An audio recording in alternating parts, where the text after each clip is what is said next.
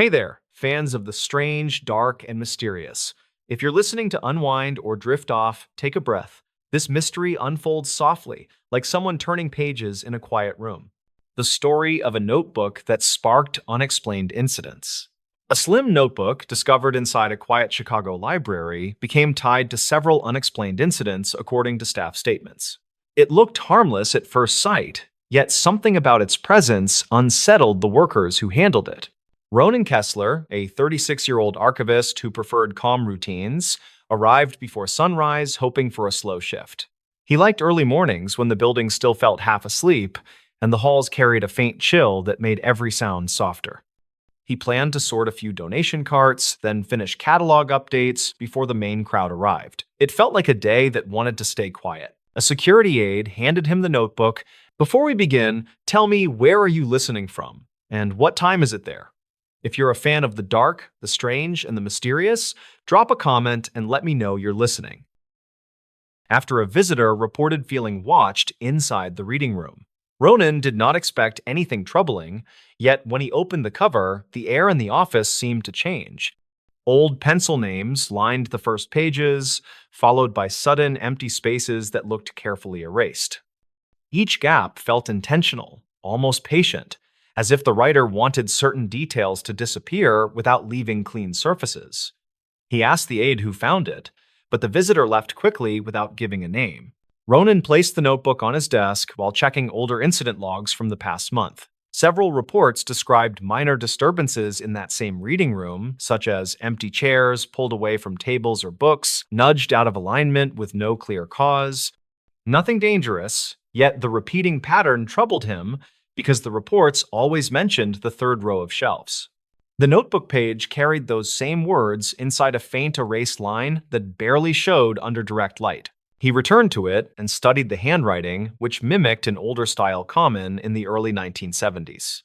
Yet the pressure marks looked newer, which suggested someone tried to copy the older look. Names listed there matched none of the current library cards. Beside each name was a short note like "left early" or "could not stay," which carried a quiet heaviness he could not shake. The writing felt gentle yet uneasy, like someone trying to warn without revealing everything. To understand more, Ronan checked microfilm archives stored in a dim back room that always smelled like old paper. He liked the space, but today it felt different, as if the shadows hung closer. He scrolled through reels from 1973 and found incident summaries written by a librarian who complained about visitors leaving the reading room with sudden headaches. 3 names from those logs appeared inside the notebook in almost the same order. He printed the pages and felt a faint tremor in his chest because the details aligned too neatly. He showed the notebook to Mrballen, a 34-year-old coworker known for her calm but sharp reading of strange reports. She turned the pages slowly, and her eyes narrowed with quiet concern. Ronan explained the matching entries from the microfilm pages. Mara suggested someone might be recreating old cases to gain attention, yet she admitted something about the erased gaps felt too precise for a simple prank. She said the notebook carried a strange patience inside it, like someone had taken years to decide what to reveal. They checked camera footage from the previous night. A figure in an oversized coat stepped into the reading room long after closing time. The person moved with slow, deliberate steps, as if familiar with the building, placing the notebook gently on the table near the third row. When the figure stepped back, the light caught a faint stitched patch on the coat sleeve. Then the figure drifted out of frame, with no recorded exit, which unsettled both Ronan and Mara. The security system showed no alarm notifications for the entire night. Ronan returned to the notebook and examined an erased line beneath angled light. With a magnifier lens, he spotted the phrase "stop at third row," nearly rubbed away but still present beneath the surface. The same phrase appeared in archived logs where visitors complained about sudden discomfort near that aisle. He walked to the reading room with Mara, following behind.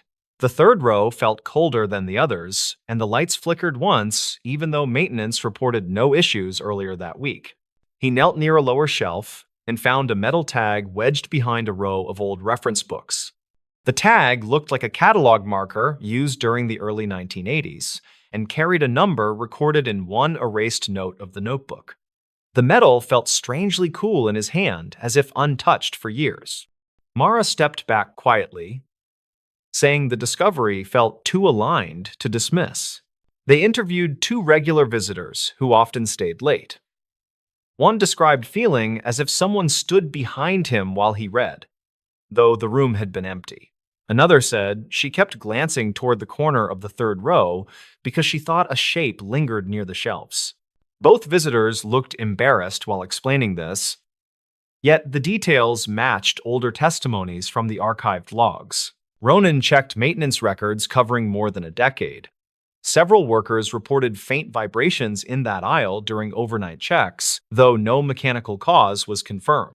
In 2015, staff tested airflow around that section, but recorded no unusual pressure. All concerns ended with short notes saying continued monitoring recommended.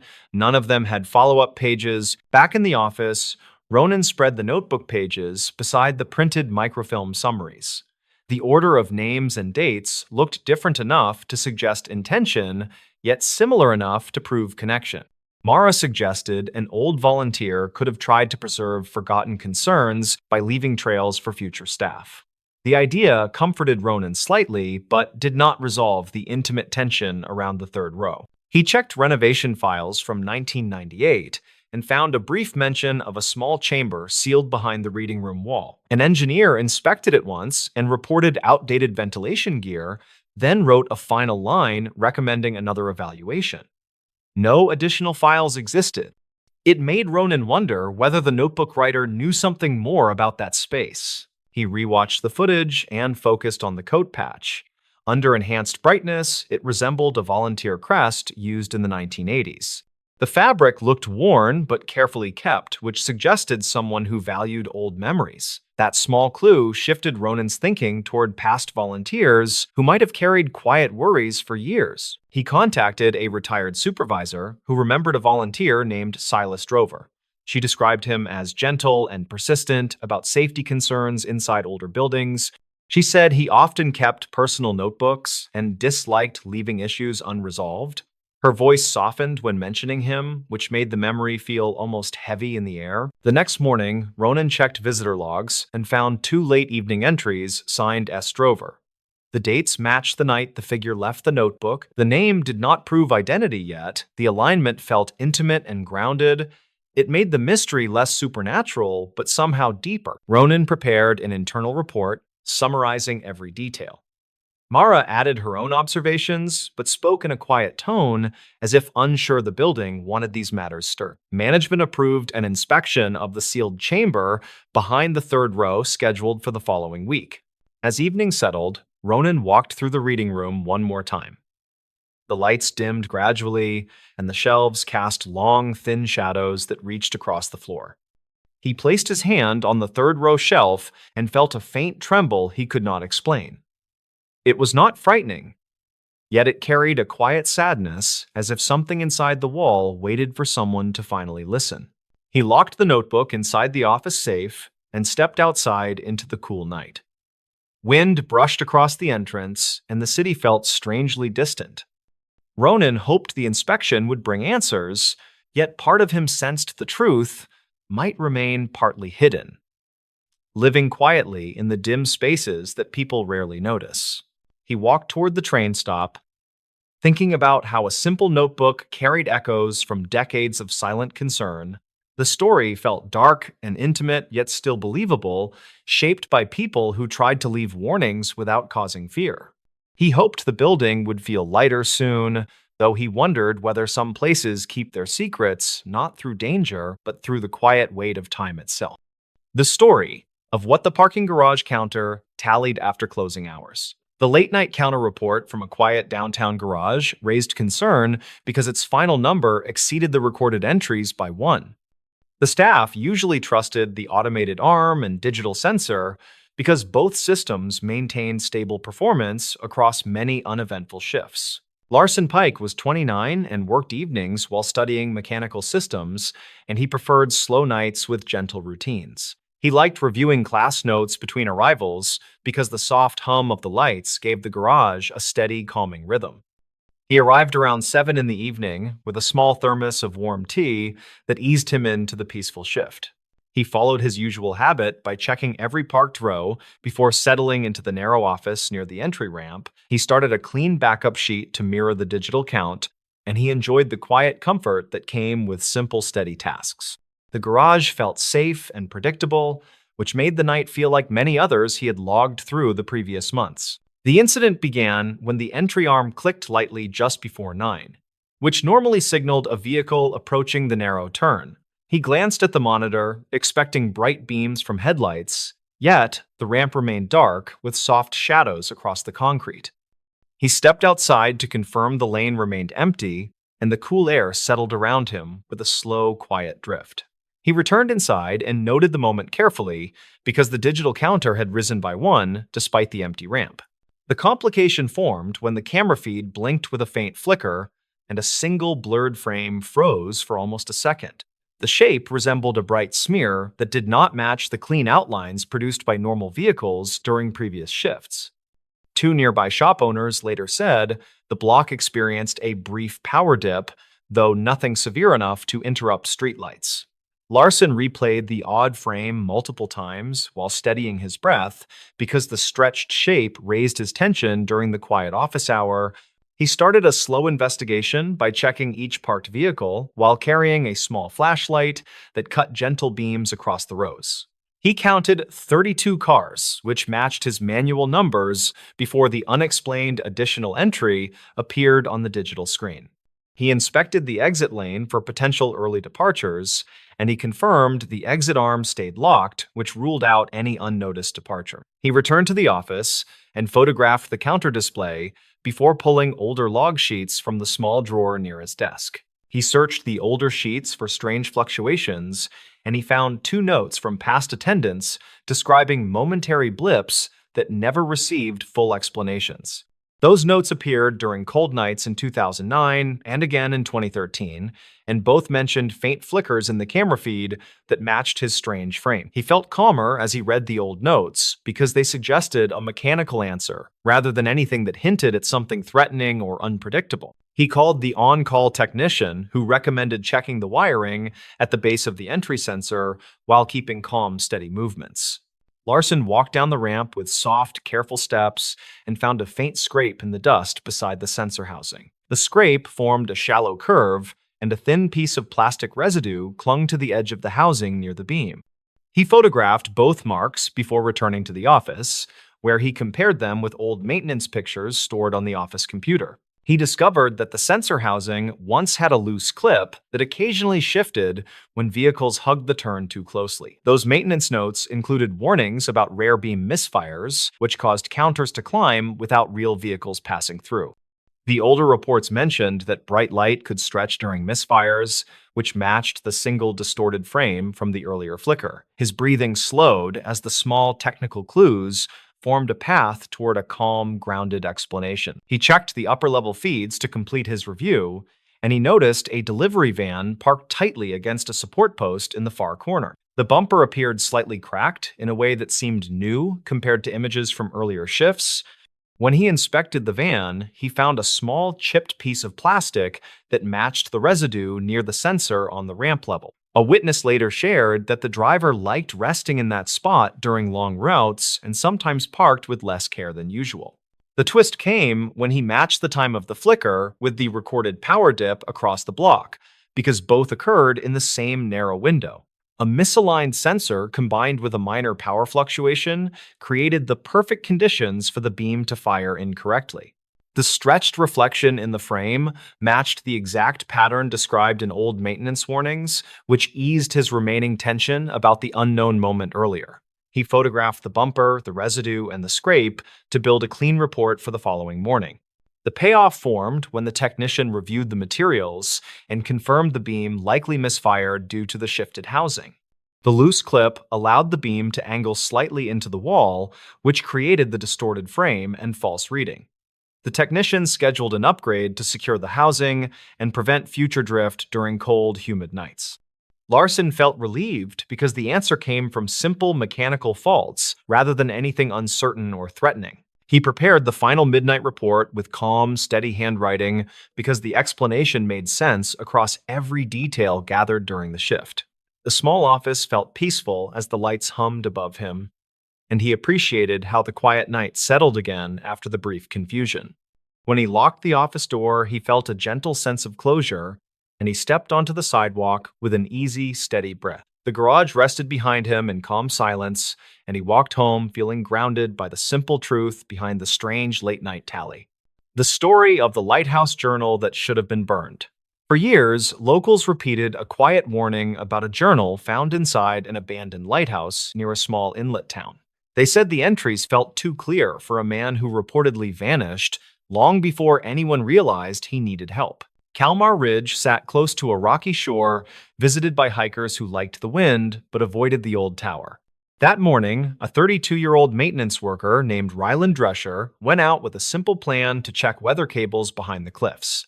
He liked starting early because the fog stayed low and made the work feel peaceful. He parked his truck near a rutted trail, then walked toward the lighthouse that had been locked since 2005. He wanted to look through an old breaker panel inside because dispatch logs mentioned power spikes near the tower during storms.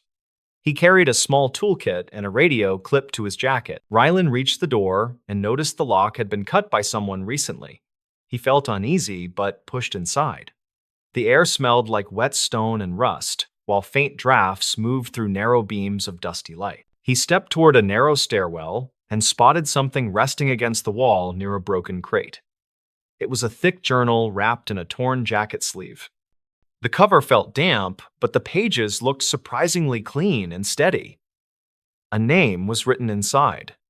Lauren Melwick, Lighthouse Keeper, 1979. Rylan knew the name from a brief mention in an archived coastal report describing a missing keeper who walked off duty without notice. Most people believed he moved inland for easier work, although no confirmed records ever appeared. Rylan sat on a crate and opened the first entry that appeared readable. Lauren wrote about constant winds rattling the shutters and a strange pattern he noticed in offshore signal reflections. He claimed lights blinked on the horizon at precise intervals whenever fog thickened around the tower. He tried to record the pattern in a notebook because he believed it signaled something mechanical drifting offshore. Rylan kept reading and felt something tighten in his chest. He turned a page and found a long entry detailing a late night in 1981 when Lauren reported a faint knocking inside the lighthouse walls. The keeper said he followed the noise up the spiral stairs, but found nothing except cold air moving through old joints. Rylan flipped ahead and saw the handwriting shift into a shaky style like the writer struggled to keep the pen straight. Lauren wrote that he discovered footprints on the service deck after a heavy storm. They looked narrow and angled, like someone climbed the outer ladder despite knowing the tower was restricted. He found no one on the deck, but said he felt watched the entire time. A witness statement from a retired fisherman had mentioned seeing a figure on the deck around that same period. The man said the figure waved toward the water, then disappeared when the fog swept through. The report never confirmed the sighting, but it existed in a small file stored inside the town library. Rylan reached the last third of the journal, where the tone changed into something more urgent. Lauren believed someone used the lighthouse during his off hours because strange tools kept appearing near the lamp housing. He left notes for the unknown visitor asking for a meeting, but never received a reply. Instead, he found new footprints across the catwalk after each foggy night. Rylan stood and climbed toward the upper platform with the journal held tight. Shadows moved across the walls in uneven strips created by broken windows that never caught full daylight. He felt the tower shifting slightly as the wind pressed against the stone. The thought of someone trespassing decades earlier made him swallow hard. He reached the lamp room and saw a metal hatch standing half open near the floor. He crouched and studied the hinge marks. They looked freshly disturbed, like someone pried it up within the past week. He lifted it gently and found an empty compartment shaped like a storage bin. Scratches lined the bottom as though something heavy had been removed recently. Rylan checked the pages again and found a late entry referencing a hidden compartment under the lamp room floor. Lauren wrote that he stored damaged signal items there after finding them tangled near the sea. He wanted to inspect them later, but kept delaying because the noises returned each night. He ended the entry by writing that he planned to confront whoever climbed the tower without permission. That was the final full page. The rest contained faint smudges like water damaged the ink long ago. Rylan noticed the last dated line mentioned a night of unusually heavy fog. Dispatch logs from that time indicated a garbled radio call from Lauren before the line cut out. The message reportedly mentioned someone inside the tower with him. Rylan stood up and scanned the room. A narrow draft circled his legs like the building exhaled. He wanted to leave, but felt pulled to check the outer deck, where Lauren claimed to see footprints after storms. He stepped outside, and the wind hit him hard. The deck felt solid, but old bolts creaked under each footstep. He crouched near the railing and saw faint scuff marks pressed into the salt crust. They lined up in a narrow pattern that matched Lauren's description. Rylan ran his glove across one print and lifted grains of sand that had not fully settled. Someone had been there recently. Rylan's radio crackled with a weak signal. A voice from the maintenance office asked if he reached the panel yet. He stared at the scuff marks, then answered quietly that he needed more time. The wind pulled at his jacket, and the tower groaned. He headed inside and followed the stairwell down to the breaker panel. The switches looked fine, but a coil of old copper wire lay on the floor. It was bundled with a knot that matched a pattern sketched inside Lauren's journal.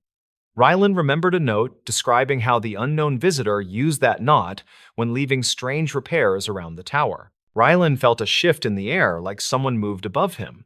He looked at the stairwell, but saw only dim shadows. His instinct told him he was not alone. He grabbed the journal and walked toward the exit with careful steps. When he stepped outside, he noticed fresh footprints leading away from the tower toward the cliffs. They were narrow and angled, just like the ones Lauren described years earlier. The pattern looked identical. Rylan followed them for several yards before they stopped at a sharp ridge where loose gravel formed a small slide. He stared at the water below. Waves hit the rocks in steady breaks. No one stood nearby. The footprints ended abruptly, like the visitor stepped off the trail or turned back without leaving a full mark. Rylan felt a deep chill as he realized Lauren's final entries matched the current evidence almost perfectly. Someone had been following the same pattern for decades. He looked back at the tower and understood Lauren never left the job voluntarily. Something or someone kept returning to that place long after the keeper vanished.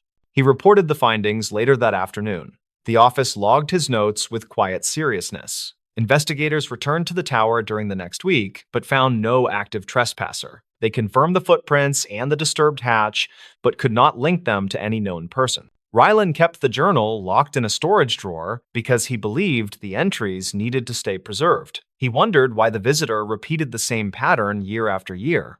The lighthouse remained sealed again, but the wind still scraped along the stone like fingers dragging across the walls. In quieter moments, Rylan thought about the keeper who wrote every entry with tired care. He believed Lauren tried to warn whoever came after him. The journal felt like a message left for anyone brave enough to read it.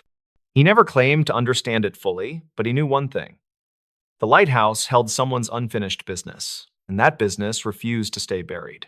The story of the Ohio mechanic who opened early for someone unlisted. Rural dispatch notes reportedly mention a mechanic who opened his shop early in a quiet Ohio town after receiving an unlisted request. Locals later said the choice made sense at first, although it became far harder to explain once everything unfolded. Rafe Donnelly was 46, and he ran a small repair shop near a 2-lane road lined with old farms. He planned to start that October day slowly, and he wanted to finish a simple brake job before noon. He unlocked the front office at sunrise, and he brewed a pot of coffee while checking the previous day's written estimates. The morning felt normal, and the only sound came from a freight train passing somewhere behind the ridge. At 6:20, a man reportedly knocked on the glass door, and Rafe noticed he had not turned on the lights. The man looked tense but polite, and he asked if Rafe could check a strange grinding noise on his sedan. Rafe thought the timing was odd, and he usually ignored walk-ins that early, yet something in the man's voice seemed urgent. He stepped outside and saw the dark blue car idling near the side fence, with its headlights still glowing. The man called himself Harlan Creek, which Rafe later realized he had never heard in town despite living there since 2005. Harlan said he had to reach a nearby distribution center for a morning check-in, and he claimed the noise began after a sharp turn. Rafe crouched near the front wheel and heard a faint metal scrape that sounded like a loose shield brushing the rotor slowly. He told Harlan he could look quickly, and Harlan nodded as if the answer mattered more than anything else.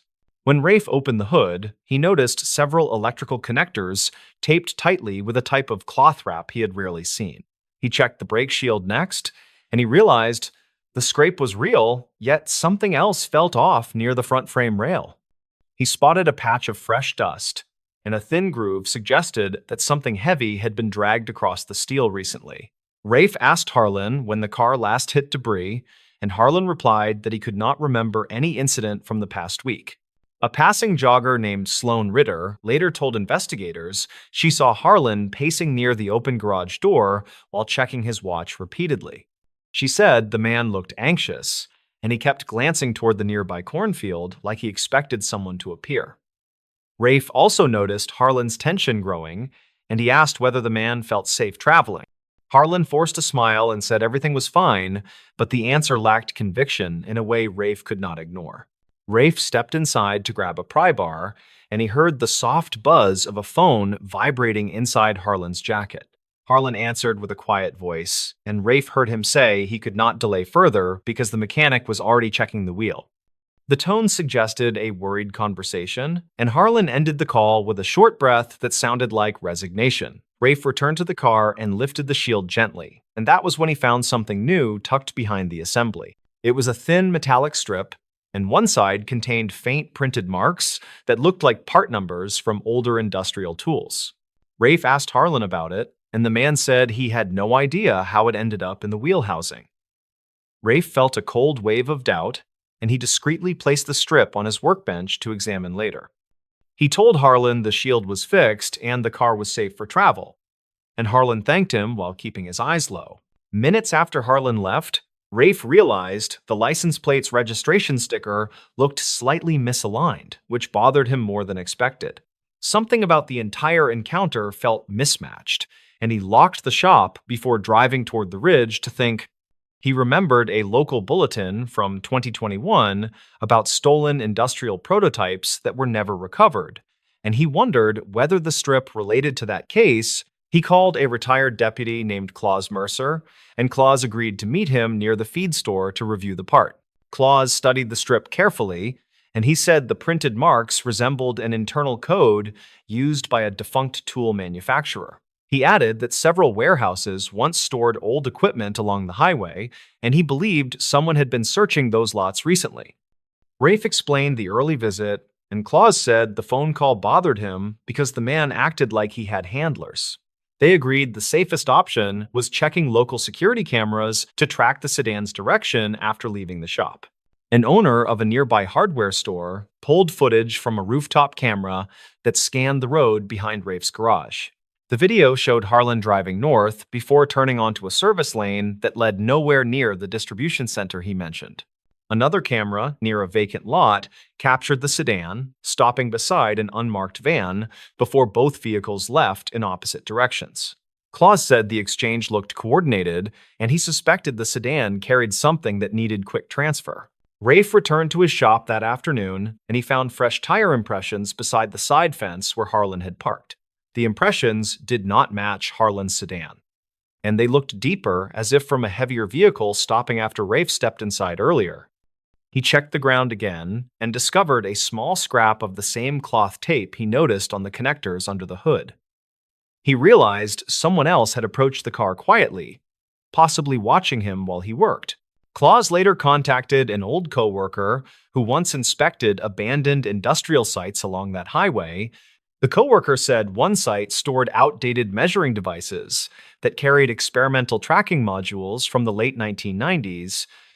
Those modules were small and metallic, and the markings matched the faded codes on Rafe's strip. Claus believed someone had been collecting the remaining parts for unknown reasons, and he said Harlan probably acted as a reluctant courier. By evening, news quietly circulated that two vehicles were spotted traveling toward a distant county line before separating near a trucking corridor. Dispatch logs noted no pursuit, because nothing yet suggested a chargeable offense, although the behavior raised official concern. Rafe felt uneasy but relieved. He kept the strip, and he stored it in a steel drawer until authorities formally collected it later. He closed the shop early, and the quiet dusk made him replay the morning repeatedly. Claus told him that some people get pushed into strange errands due to debts or pressure they never reveal publicly. He said Harlan did not look dangerous, and he likely carried something he did not understand fully. Rafe agreed, and he recalled the resigned tone during that phone call, which sounded like a man who wanted a different path. They both suspected the unlisted request came from someone who needed a neutral spot for a quick mechanical check before completing a tense exchange. Months later, no public update ever surfaced about the two vehicles, although archived notes mentioned ongoing efforts to trace older industrial modules. Rafe still opened the shop early sometimes, yet he never forgot the feeling of being watched near his own fence line. The strip reminded him that quiet towns hold complicated stories, and some people pass through carrying burdens others never see. He kept working brake jobs and oil changes, grateful that most customers arrived with nothing more troubling than a worn belt. The story of the fishing pier, name nobody recognized. Harbor staff said the odd entry showed up after a slow night, and the name did not match any local record. Ronan Caffrey started his morning on the small coastal pier with a simple plan to finish a maintenance check before noon. He was 38 and worked as a seasonal dockhand who handled logs, cables, and repairs that tourists never noticed. He liked quiet mornings because the wind felt clean and the tide sounded steady enough to clear his mind. That day, he carried a clipboard and a worn pencil as he walked toward the end of the pier. He checked ropes, scraped old paint, and tightened two loose bolts near the weathered ladder that dropped into the water. He planned to head back before lunch and filed the usual notes in the old binder kept inside the shack by the gate. He felt relaxed until he reached the sign-in sheet that all visitors used before stepping onto the boards. Something weird waited on the bottom line. The list showed a new name written in strong block letters, and it read Braden Tellis in a style that did not match anyone from town. Ronan knew most visitors because the pier sat far from the highway and only locals used it during early hours. He looked around and saw no one near the railings or the bait table. He checked the water and saw only drifting kelp. Something felt wrong because the new entry had no exit time. He walked back to the shack and asked the morning clerk, Mrballen, if she had seen anyone signing in before sunrise. She checked the radio log, then shook her head and said she had not spoken to anyone named Braden. Ronan held the clipboard and asked Mira to study the handwriting because it looked firm and confident, not rushed or sloppy. She agreed that it appeared written by someone who knew exactly what they were doing. Ronan stepped outside and called over another worker named Kellen Pierce, who had opened the storage shed earlier. Kellen said he heard distant footsteps near dawn, but assumed it was a fisherman collecting gear. Ronan felt uneasy because the pier had no security cameras that reached the sign-in area. The only camera faced the gate and showed nothing unusual during the hour when the name appeared. He started a careful search and walked the entire length of the pier while checking each cleat, bench, and corner where someone might have left gear. He found no bag or bucket or jacket. He checked the tide chart because strong currents had moved through shortly after sunrise. He wrote a brief note to document the odd entry because the binder required staff to log anything unusual. Later that morning, a local fisherman named Harlan Jett mentioned hearing a short metallic sound near the far end of the pier around first light. He thought it came from the ladder, like someone tapped it with a tool. Ronan returned to that ladder and saw faint scuff marks on the lowest rung, which looked fresh and slightly sharper than older scrapes. He crouched and studied the pattern because it appeared straight and deliberate. He checked the maintenance logs from the previous week and found no record of repairs on that ladder. The pier had not hosted night anglers recently, and the posted rules kept the area closed after dark. He asked Mira to call the harbor office and request older sign-in sheets from early season weeks. Staff sent scanned copies by radio link, showing no record of any person named Braden Tellis. Ronan kept digging and searched old regional reports stored in a thin file kept inside a drawer. Some clippings showed incidents from earlier years when people used false names to avoid tracking by debt collectors or family disputes. One archived note from 2009 mentioned a similar case on a different pier where a man signed in then vanished before workers finished morning tasks. Ronan felt a chill because the details felt close to what he faced now. He returned to the pier and checked the boards near the benches.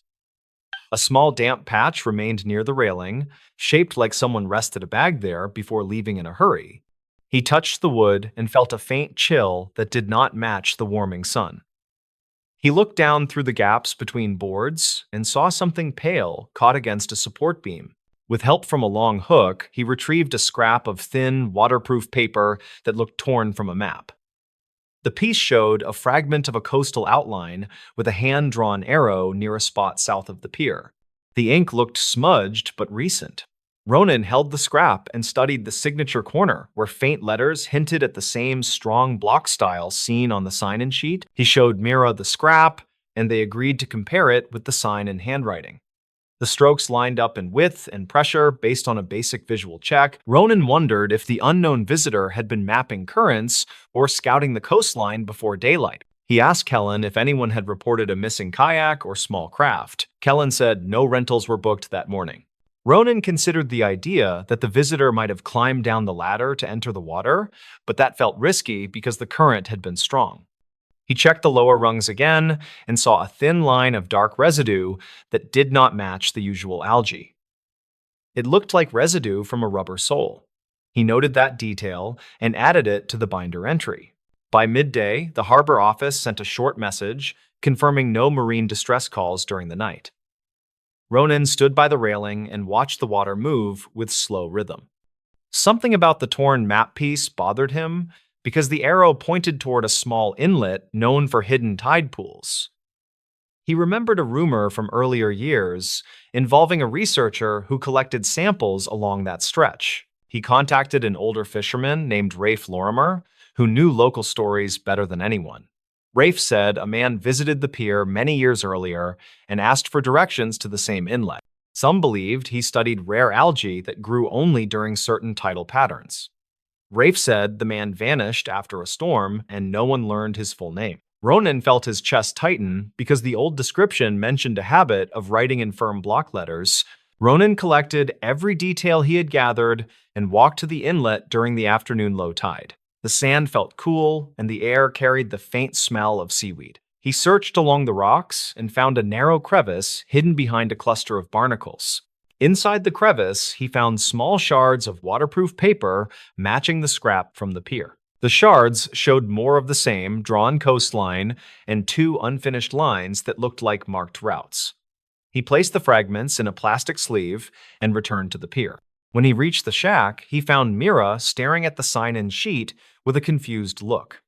The entry of Braden Tellis now appeared lighter, almost faded, as if it had been written with ink that reacted to air. The fading made no sense because the other names remained dark and stable. Ronan held the sheet near the window to check the fibers and saw faint water streaks that appeared only around the unknown name. He realized the paper must have been damp when the visitor wrote it. That meant the person arrived directly from the water or carried something wet. Ronan connected each detail in his mind. The early footsteps matched the time frame. The scuff marks on the ladder aligned with someone descending quickly. The damp patch by the bench showed brief activity. The map fragments revealed a focused purpose. The fading ink suggested the writer had been working with moisture or samples. All clues pointed toward a visitor who used the pier for a rushed field task around sunrise. He returned to the inlet during the next low tide and searched deeper along the rocks. Behind a small ledge, he found a sealed glass vial lodged between stones. The vial held a thin ribbon of green algae that moved softly when he tilted it. He recognized it from old reports, describing a rare species that surfaced every few years during unusual current shifts. He carefully carried the vial back to the shack. When he showed it to Mira, she froze because the vial carried faint initials scratched near the bottom. The letters matched the same block style. Ronan realized the visitor had been collecting a final sample during a rare tidal window. The visitor likely planned to leave quietly without notice, but lost the vial and returned underwater to retrieve it. Ronan contacted the harbor office and filed a detailed report using cautious language. He noted that the evidence suggested a specialist who worked alone and avoided attention. He wrote that the unknown visitor likely departed by water to continue research along the coast. He emphasized that no signs pointed to danger or foul play. The harbor office thanked him and added the report to their seasonal archive. The name on the sign-in sheet eventually faded completely, leaving only a faint shadow where the letters once stood. Ronan kept the fragments of the map inside a folder and placed the vial in a safe location for possible retrieval by rightful owners. In the weeks that followed, he often walked the pier during early light, wondering about the visitor who moved through so quietly. He believed the person had pursued a private mission tied to old research and rare tides. That thought brought a calm understanding because the clues finally aligned. The pier returned to its usual rhythm, and the strange entry became a quiet memory among staff. Ronan felt grateful that the mystery ended without harm, and he liked to think the visitor completed their work far beyond the horizon where nobody watched. The story of the vanishing car in the church lot. A quiet town kept a simple rule that every vehicle entering the old church lot had to pass a single camera. The log stayed consistent for years until one day it listed a car that was never seen leaving. On a mild fall morning, a 34-year-old maintenance worker named Arden Cole arrived early for a small repair job. He handled routine tasks at community buildings, and he expected a normal workday with quick fixes and uneventful hours. He parked his small truck near the side door and grabbed a worn toolkit while planning to finish before lunch. Arden walked toward the entrance when the pastor waved him over to a narrow hallway. The pastor looked uneasy as he pointed at the small screen that displayed the parking log. Arden watched the entry from 2 nights earlier, showing a gray sedan that had apparently entered the lot at 9:22. The screen showed the time, but no matching exit record. The pastor said, "I never saw that car here," and no one else mentioned it. Arden felt a small chill because the church grounds stayed empty after sunset. He stepped outside and looked around the lot while trying to understand why the system had logged a vehicle that seemed to vanish. He checked the camera mounted near the entrance and noticed a faint smear on the lens that looked like a dusty streak. The camera still worked well enough for clear captures, yet something about the smear bothered him. He cleaned the lens with a cloth and walked the property line looking for tire marks that might explain the odd record. He found none. The pastor asked him to review the archived clips stored inside the old office. Arden loaded the files and replayed the time window around the recorded entry. The screen showed a brief flicker, followed by a single still frame of a gray sedan inching forward with no visible driver. The next frame snapped back to static with no movement at all. Arden paused the clip and leaned closer, because a small glint on the windshield appeared to reflect the surrounding lamplight. It looked like a crumpled paper taped to the inside glass.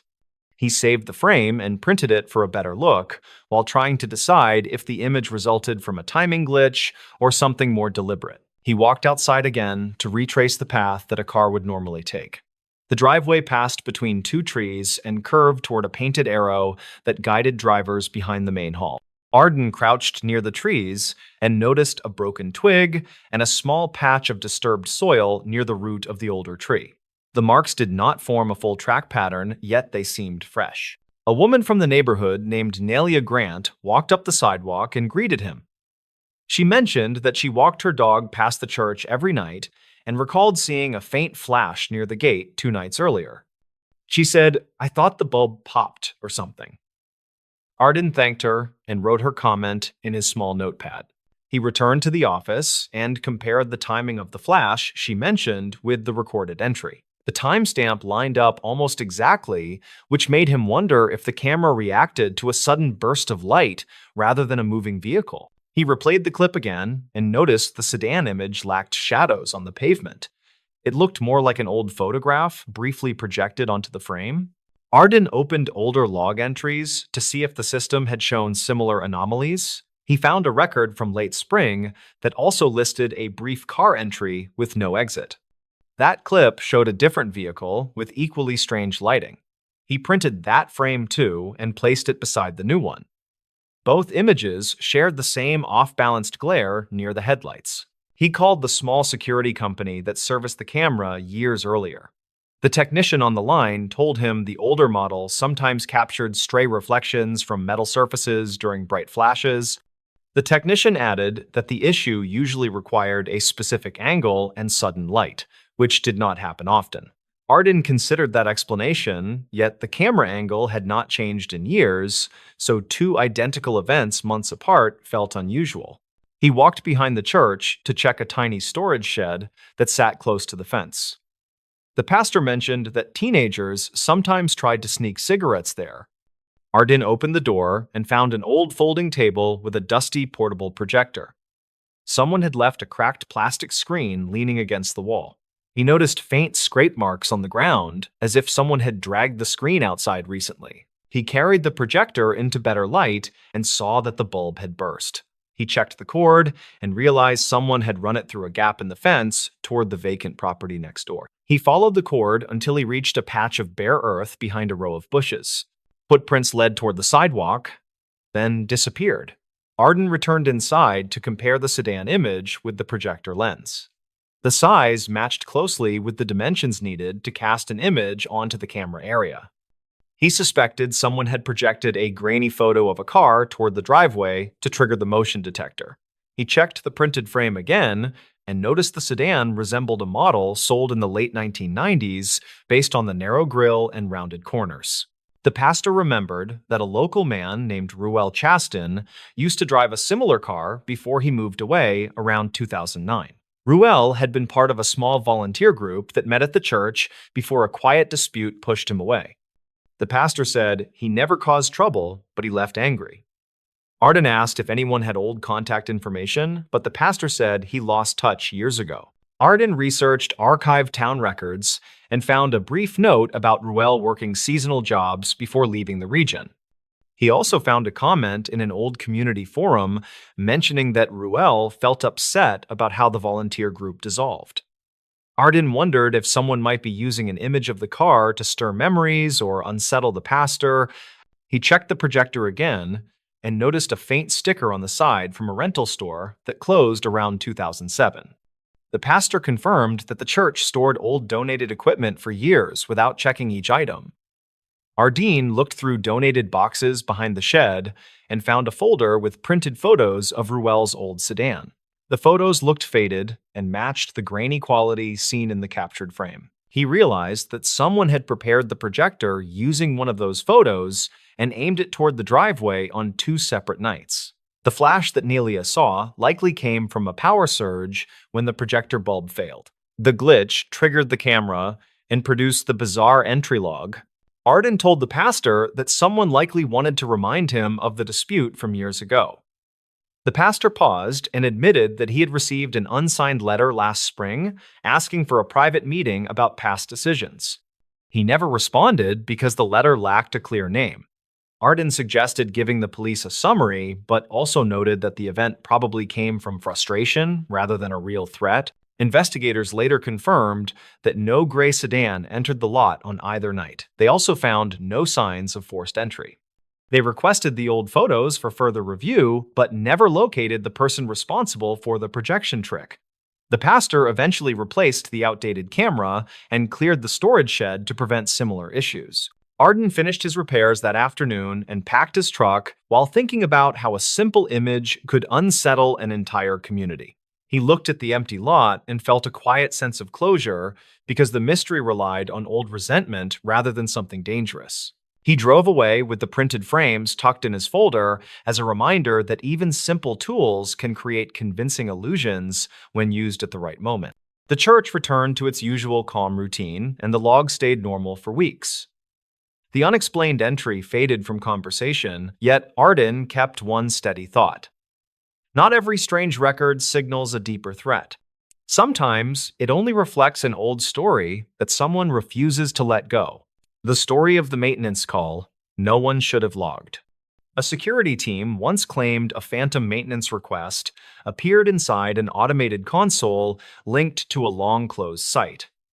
The log looked recent, yet every part of the system tied to that building had been dead for years. Caden Rourke worked overnight dispatch for a small facilities outfit that monitored old industrial properties scattered across quiet warehouse districts. He was 38 with a steady voice and a habit of recording everything inside a thick blue notebook. His plan for that shift was simple, since he wanted a calm night, followed by a quick drive home before sunrise. The incident began when his console chimed with a tone he rarely heard during late hours. The alert showed a maintenance request supposedly placed by a technician named Rowan Tilley who had left the company in 2012. The request mentioned a materials lab that had been closed after a spill reported in 2009. Caden stared at the line and felt tension rising because nothing about the alert matched the current status. He opened the archived closure file and found the final memo written during the 2009 shutdown. Witness statements mentioned structural stress and a minor chemical problem that forced an immediate evacuation. The building stayed sealed, and routine checks shifted to city inspectors according to the document. His company had not handled internal access for more than a decade, which made the alert feel increasingly strange. Caden clicked the attached audio clip and listened as a male voice asked for help at the West Service door. The caller said his keycard failed, which made no sense because the entire system had been disconnected during the closure. The tone sounded calm with no urgency, which only made the message feel more out of place. Caden wrote each phrase into his notebook before checking technician records. He called senior operator Nella Graves, who managed the night grid and rarely reacted strongly to odd alerts. She checked the line identification and quietly said the channel belonged to an analog panel removed from service in 2010. She added that the panel had no active wiring capable of delivering any live call. Her voice shook, which surprised Caden because she usually stayed composed during long overnight shifts. Caden drove to the industrial zone because he needed to confirm the status of the property before escalating the case. The perimeter fence looked untouched, with a heavy chain covered in dust and a tag from a 2019 lock inspection. The air hung still, and the only movement came from loose gravel shifting under his boots. He stepped back and wrote a short description because every detail mattered during uncertain calls. He checked for footprints but saw nothing except old tire tracks baked into the dirt near the closed delivery lane. The West Service door mentioned in the recording sat behind a cracked ramp surrounded by faded caution tape. A city notice beside the handle confirmed the building remained sealed after the 2009 incident. Each small detail made the alert feel more impossible. He raised his flashlight and examined the narrow window near the door. Dust hung inside like slow drifting powder untouched since the last documented inspection. A metal bench stood near the wall with several old binders stacked exactly as described in the closure memo. Nothing inside the room showed any sign of recent activity. Caden called Nella again and asked her to search for internal notes about technician Tilley. She found a brief mention from 2011 describing a situation where Tilley claimed a door sensor kept pinging without any companion alert. Supervisors ruled it interference because no evidence supported his complaint. Caden wrote the detail because patterns like that sometimes mattered later. He examined the outer cable housing attached to the wall beside the service corridor. Most of the lines had been cut during the shutdown, except one rusted conduit running toward the door. The closure memo insisted that all wiring had been removed, so this leftover line caught his attention. The detail bothered him because it introduced a possible path for stray activity. He returned to the dispatch office and ran a full trace on the alert. Metadata showed a clean timestamp from that night without any sign of stored packets. It looked like a direct call generated minutes before he first heard the chime. He stored the trace inside a protected folder used for unresolved issues. Caden requested archived inspector logs for the property. One report from 2021 mentioned faint electrical noise detected near the west service wall. The inspector wrote, the noise likely came from abandoned wiring behind a breaker panel. The report recommended no action because the building had no active circuits according to city records. He visited a small city office the next morning and asked for older maintenance history tied to the shutdown. A 2009 work order showed a partially completed wiring removal that was delayed due to structural concerns after the spill event. One line was reportedly left intact because workers feared damaging a support beam. The order matched the conduit Caden had inspected outside the building. He compared the wiring map with the audio metadata and found both intersected at an obsolete converter panel. A technician note from 2008 said the converter sometimes stored small data bursts when temperatures shifted rapidly. The note claimed the converter could replay older signals under specific conditions, which matched the strange call he received. Caden checked weather records from the night of the alert. A sudden temperature drop hit the industrial zone, which aligned with the conditions described in the technician note. He realized the converter likely released a stored fragment of old data recorded before the shutdown. The voice on the clip belonged to Rowan Tilley during one of his routine jobs from that era. He drafted a full explanation and attached the wiring map and inspector reports. His summary said the call came from residual data released when the converter reacted to the temperature change. The conclusion eased his earlier tension, although it reminded him how old infrastructure sometimes hides small traps inside forgotten hardware. He closed the case and placed his notebook back on the shelf. A month later, a short memo confirmed the property had been cleared for demolition. The memo thanked him for preventing needless field deployment during the confusing alert. He read the note slowly and thought about how easily a fragment of old data could surface long after everyone forgot the system existed. His notebook remained open on his desk for a moment longer before he finally closed it and ended the long case. The story they found hidden in the night shift footage. On the edge of a quiet industrial district, a garment factory kept long night shifts that rarely drew attention. That changed when security staff found footage showing one more figure on the floor than anyone could confirm. The story followed Larisha Denwick, a 32-year-old shift coordinator who preferred the steady calm of late hours. She liked predictable schedules and predictable people, and she felt the night shift gave her space to think without pressure. She arrived planning to audit fabric inventory, check the sewing lines, and get home before early commuters crowded the streets. Larisha moved through the large floor while holding a clipboard that listed the stations marked for end-week inspection.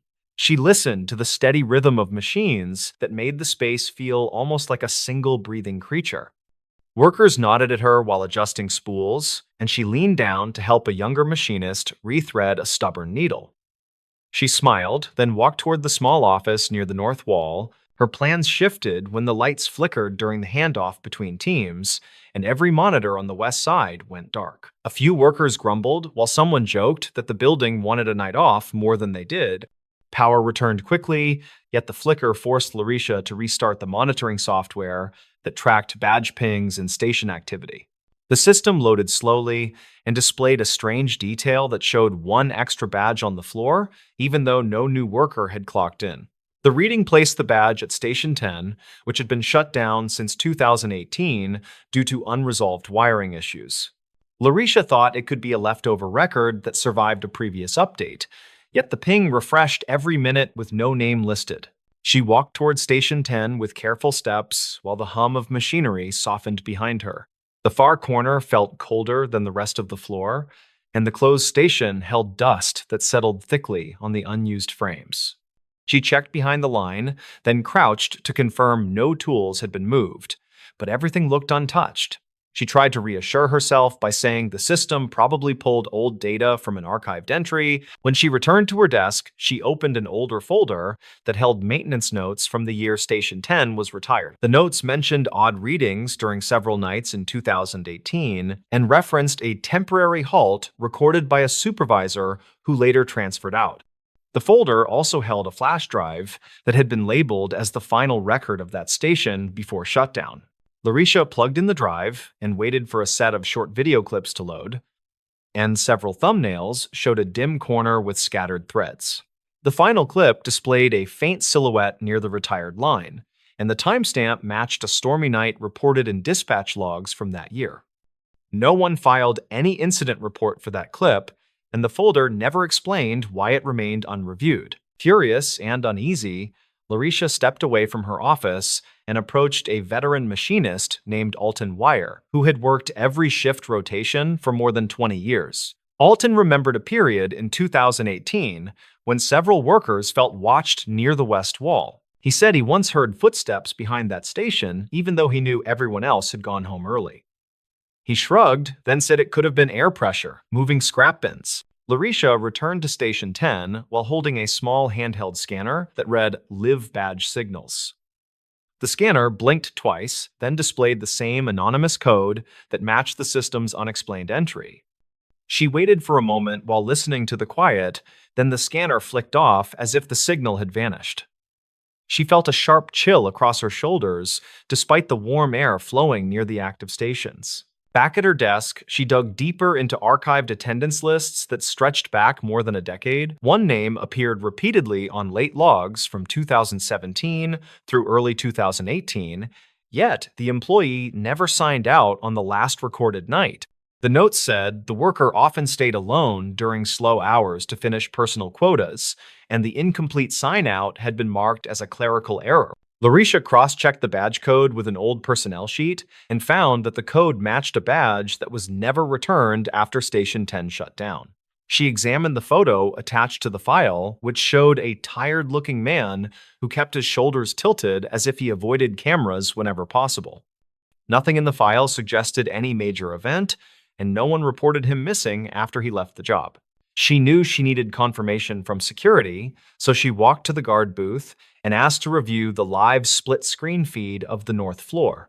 The guard rewound that evening's playback, and the two watched the section near Station 10. During the moment the lights flickered, they saw a brief outline of a person standing near the dust-covered frame. The figure faced the wall before the clip returned to normal framing without any trace of movement. Larisha requested archived dispatch calls from that year, and one entry described an alarm triggered near the same corner during a storm. The note said, a responder found nothing disturbed despite the system reporting movement near shelving units. She compared that old report with her current footage and noticed a matching shape that suggested the same unknown presence 30 minutes earlier in the shift. She walked the area again with two guards while carrying a small flashlight that cut across the silent space. Dust patterns looked untouched, and the shelving held no signs of recent contact. One guard pointed out faint shoe marks that trailed away from the old station, but the marks ended abruptly near the main aisle. Larisha asked if any worker used that brand of sole, yet the guard said the size looked inconsistent with the factory's issued shoes. The twist arrived when Larisha finally pulled the digital log from the original badge system used during the late 2017 upgrade. She learned that the unnamed employee had volunteered to test the new badge network and spent several nights alone near Station 10. A maintenance entry reported a fall during a night storm, but no follow-up paperwork explained whether anyone verified his condition afterward. The system later archived his test badge as inactive, without confirming retrieval. She pieced everything together while staring at the silent station where the badge signal had reappeared. She believed the repeated presence came from an outdated badge trapped inside the unstable wiring tray that lined the retired frame. A short circuit could wake the badge at random moments, which created false signals and triggered occasional motion blur on old cameras. Witnesses might have interpreted shadow flicker as a figure. When the failing wiring sparked under storm pressure, Larisha wrote a full report recommending a new inspection, and she asked maintenance to remove the tray before the next storm cycle. She stepped outside after her shift ended and felt the early morning air settle around her like a gentle release. She held no fear, only a steady respect for how forgotten equipment could create long echoes on a quiet factory floor.